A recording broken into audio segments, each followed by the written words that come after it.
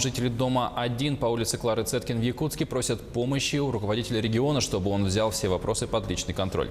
Напомним, на днях в социальных сетях распространилось видео, на котором житель дома снимает на камеру мобильного телефона свою квартиру, где вокруг одна вода. Затопило полностью весь первый этаж. Почему так произошло и чего хотят жители дома, выяснял Дмитрий Тымыров.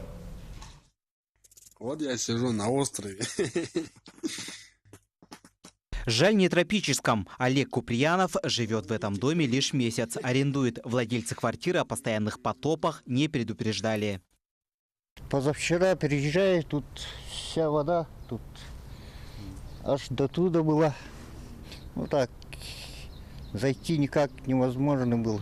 Пришлось снять ноги. Босиком прошли. Но босиком так. А хозяева, когда вам сдавали, они говорили, то, что будет сыро, мокро. Да, вообще Нет. ничего.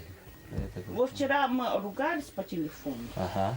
И что она говорит? Но живу, мы же дали телефон, звоните туда, и все. Мы деньги обратно хотели взять, но никак. Под ударом весь первый этаж дома на улице Клары Цеткин 1. В квартирах сырость, на стенах плесень, полы вздулись. Позавчера по колено у нас была вода. Тоже. У них тоже вода, у этой тоже вода.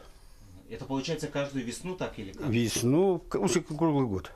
До туда вот заходила вот. Вот так. Туда матери не заходила. Ну все, вот. Тоже, ну все везде плесень. Все. Дозвониться до управляющей компании люди смогли не сразу. И что они говорят? О боже, сколько раз можно звонить? Подъедут же, сказали. Когда это произошло, был подпор системы канализации, то есть стали колодцы.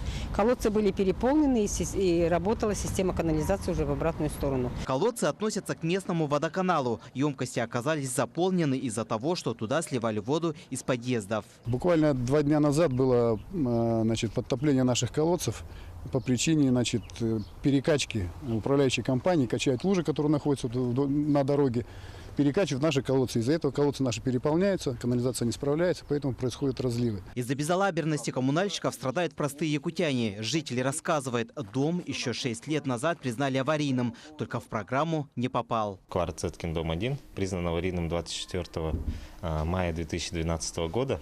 По условиям предыдущей программы у нас входили дома только признанные аварийными до 1 января 2012 года. По этой причине он в предыдущую программу не вошел. Он войдет только в планируемую программу, которая на сегодняшний день еще не утверждена. С криком о помощи жильцы дома обращаются к последней инстанции – Егору Борисову. Глава республики, наверное, примет меры. Местные власти, мы просим вас взять наш дом под личный контроль. Дмитрий Тымыров, Николай Необутов, Якутск.